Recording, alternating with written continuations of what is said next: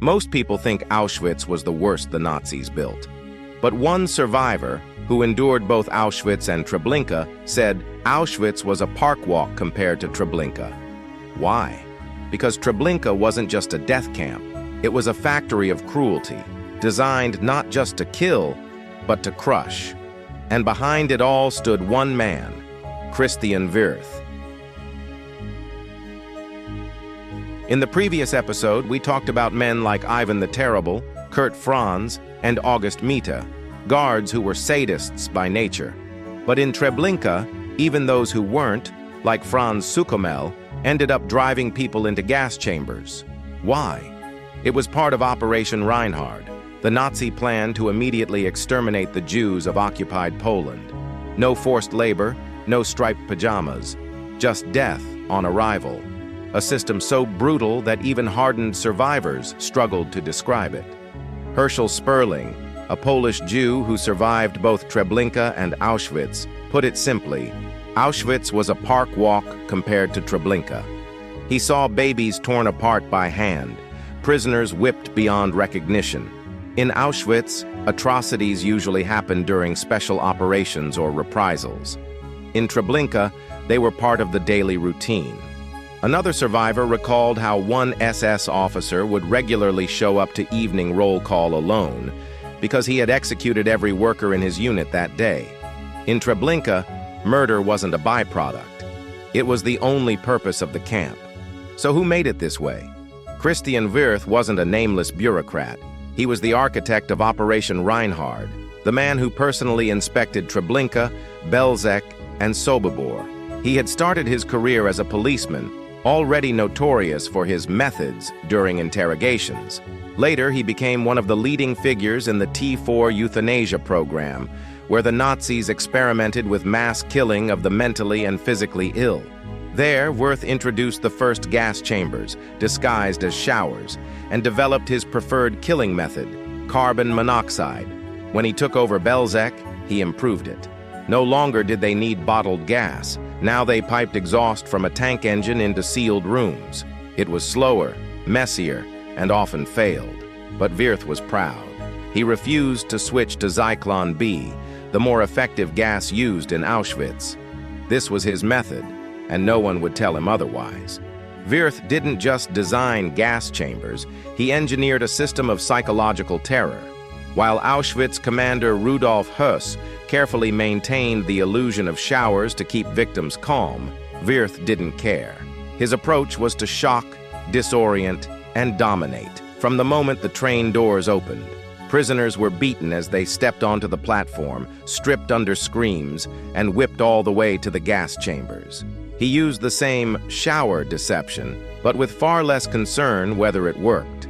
The gas chambers in the Reinhard camps were also disguised as bathhouses, but they looked crude. The victims often realized something was wrong and refused to enter the showers. In those cases, the guards used violence to force them inside, and Wirth applied the same strategy to his own men. He carried a whip at all times. He regularly beat Ukrainian guards. He even whipped Kurt Franz, one of the most feared men in Treblinka. The guards feared him just as much as the prisoners did. Even during the T4 euthanasia program, he had sent 5 disobedient subordinates to concentration camps. He threatened disobedient SS men with imprisonment or transfer to the front. One clear example was the death of SS man Erwin Kiner. Wirth ordered him to clean up a pile of corpses that had accumulated near the gas chambers during the chaotic early days of Treblinka. A pile full of worms, excrement, and rotting flesh. Kiner tried to kill himself to avoid the task. As he lay waiting for transport to a hospital, surrounded by other SS men, Wirth shouted, "Don't touch that piece of filth, he's nothing." He also turned SS men against each other, encouraging them to spy and report on one another. He needed to know that fear preceded him and would linger after he had gone. And because of his close ties to Berlin, he was practically untouchable. But brutality in Treblinka wasn't just about Wirth. It was also about numbers. The entire camp was guarded by around 20 Germans and 100 Ukrainian auxiliaries. They had to manage hundreds of prisoners and thousands more Jews from incoming transports. There was no room for hesitation. Any sign of weakness could lead to revolt or death. So violence became the rule, not just out of hatred, but because hesitation could be fatal. Survivor Richard Glazar noticed something chilling. Even the more mild SS guards became violent during new, unexpected situations, like when a train arrived empty and needed to be loaded with looted clothing.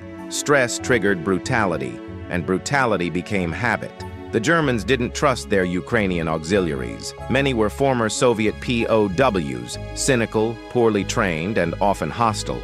They were only given rifles, never submachine guns. To assert dominance, German SS used violence, even against their own allies. The Ukrainians, in turn, feared the Germans. Some believed that once the Jews were gone, they'd be next. To prove their worth, they overcompensated, with beatings, random shootings, and terrifying enthusiasm. This feedback loop of fear turned Treblinka into a hell of mutual brutality. Treblinka functioned like a conveyor belt of death, and the guards were just another part of the machine.